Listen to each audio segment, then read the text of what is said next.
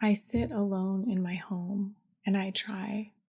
I try to write for my soul. I try to write, for the room is empty and I have no judging eyes, and yet there are these voices inside that say, nay, it's not worth it, this creative time. You need to be productive. There is no value if what you do or what you make, if it can't be monetized. And what it really makes is it makes me shake in frustration, because I know there is a place for these quiet endeavors of the spirit that are so beautifully, uniquely yours and mine to hold or share if you care to.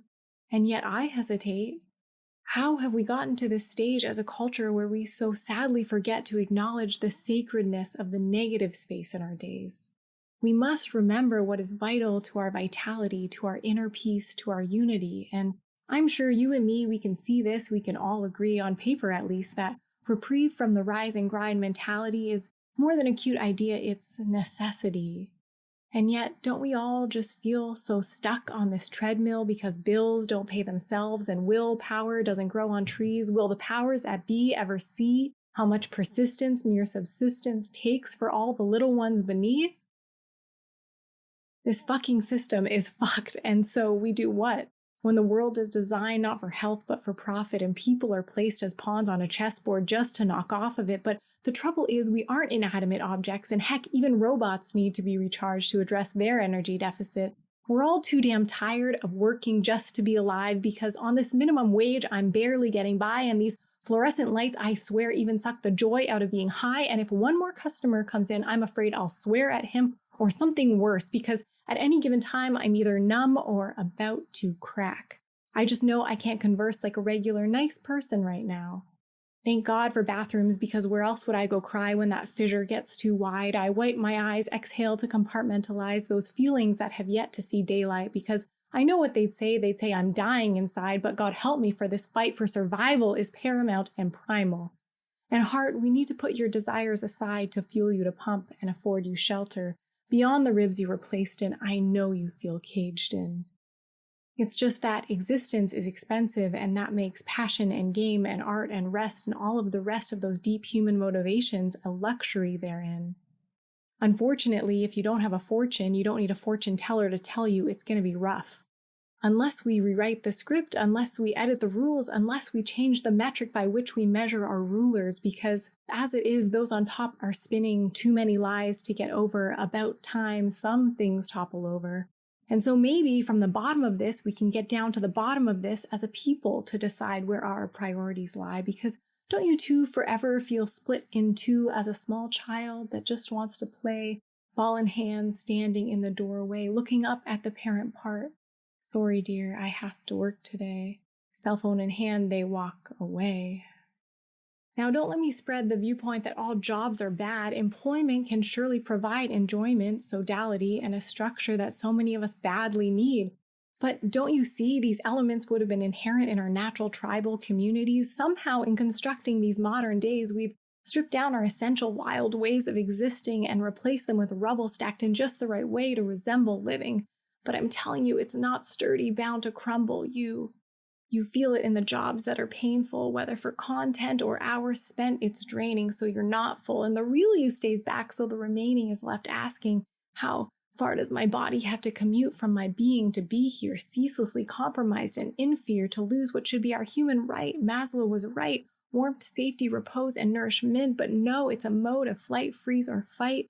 Don't want to be in debt, tempted to quit all, but just maybe after the next paycheck. I don't want to make choices I might regret.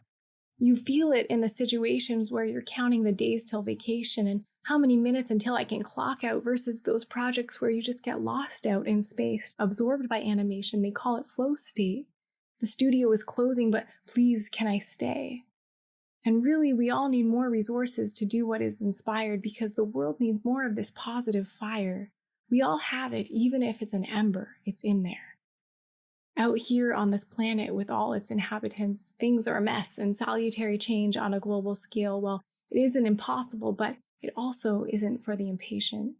So what do we do in the meantime? Run away to the countryside? Retreat to a parent's house for a place to hide? Invest in stocks? That'll work. It just has to be the right time. Go mobile and take up van life? Surely there's a way to make money online. I know there's a path out. but what direction is actually viable and what direction in my head is solely romanticized. We do have to watch ourselves and not be naive. Life will never be without trials and misery, but let's not let it be at the hands of our own humanity who've for too long allowed institutions that are diseased. So the fact that you feel sick, stifled, stuck, or about to crack, this isn't an accident.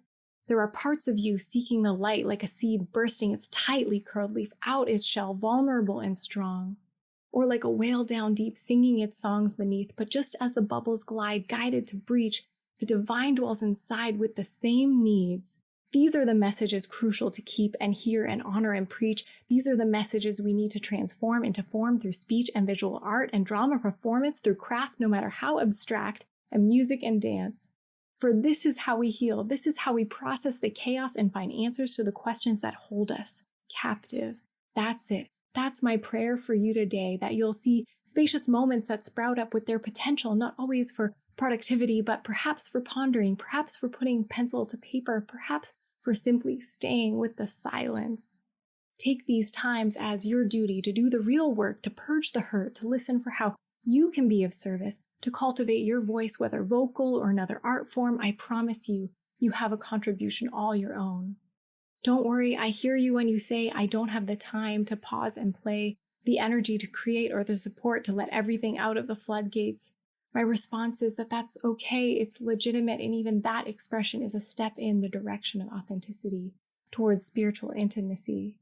So maybe it's not right now, but the next few minutes that come around, it's my humble ask that you give yourself permission to be without distraction or task. As a society, we don't yet have every solution, but we can get closer and closer by having a conversation. Together, we are the future's composer. Here's the crux, though. We can only converse if we have a voice first. And it's going to take us all to sit down and figure out this puzzle. But that's also the value in exercising our listening muscle. So what we do in the downtime to give the divine attention is the same respect we ought to direct to each other. In order to know our sisters and brothers to the core under all the labels, this is the foundation of true collaboration. It's what makes room for everyone at the table to do the work, because we don't yet have every solution, but we will get closer and closer by having conversations together. We are the future's composer.